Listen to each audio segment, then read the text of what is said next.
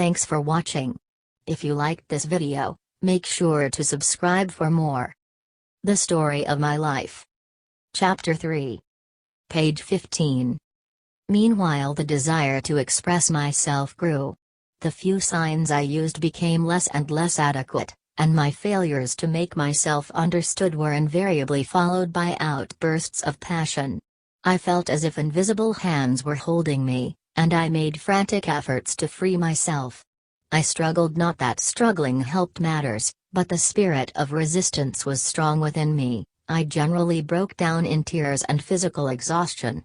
If my mother happened to be near, I crept into her arms, too miserable even to remember the cause of the tempest. After a while, the need of some means of communication became so urgent that these outbursts occurred daily, sometimes hourly. My parents were deeply grieved and perplexed. We lived a long way from any school for the blind or the deaf, and it seemed unlikely that anyone would come to such an out-of-the-way place as Tuscumia to teach a child who was both deaf and blind. Indeed, my friends and relatives sometimes doubted whether I could be taught. My mother's only ray of hope came from Dickens's American Notes. She had read his account of Laura Bridgman, and remembered vaguely that she was deaf and blind, yet had been educated. But she also remembered with a hopeless pang that Dr. Howe, who had discovered the way to teach the deaf and blind, had been dead many years. His methods had probably died with him, and if they had not, how was a little girl in a far-off town in Alabama to receive the benefit of them? Page 16. When I was about 6 years old, my father heard of an eminent oculist in Baltimore, who had been successful in many cases that had seemed hopeless.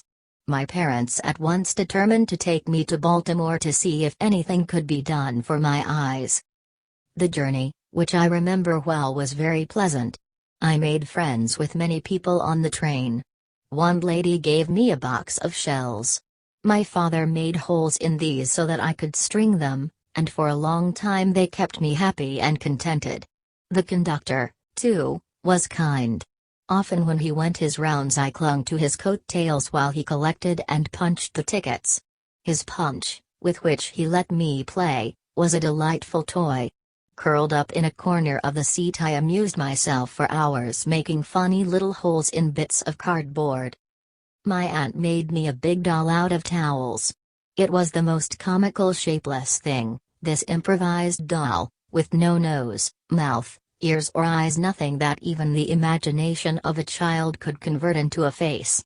Curiously enough, the absence of eyes struck me more than all the other defects put together. I pointed this out to everybody with provoking persistency, but no one seemed equal to the task of providing the doll with eyes. A bright idea, however, shot into my mind, and the problem was solved.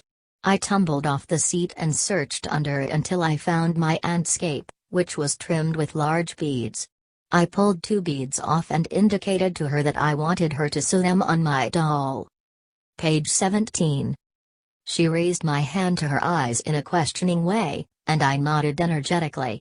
The beads were sewed in the right place and I could not contain myself for joy, but immediately I lost all interest in the doll. During the whole trip I did not have one fit of temper, there were so many things to keep my mind and fingers busy. When we arrived in Baltimore, Dr. Chisholm received us kindly, but he could do nothing.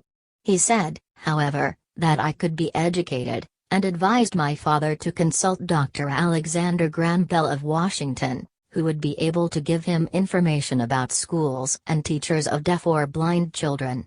Acting on the doctor's advice, we went immediately to Washington to see Dr. Bell, my father with a sad heart and many misgivings, I wholly unconscious of his anguish, finding pleasure in the excitement of moving from place to place.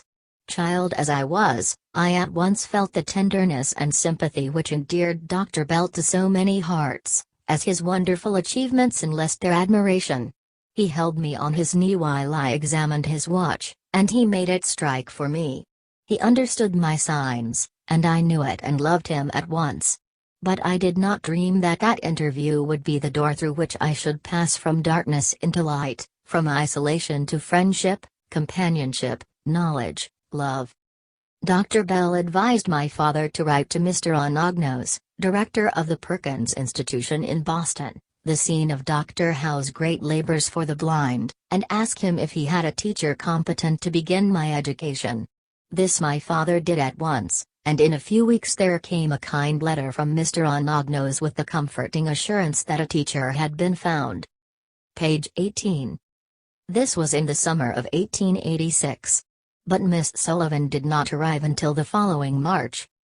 Thus I came up out of Egypt and stood before Sinai, and a power divine touched my spirit and gave it sight, so that I beheld many wonders. And from the sacred mountain I heard a voice which said, "Knowledge is love and light and vision." Thanks for watching. If you liked this video, make sure to subscribe for more.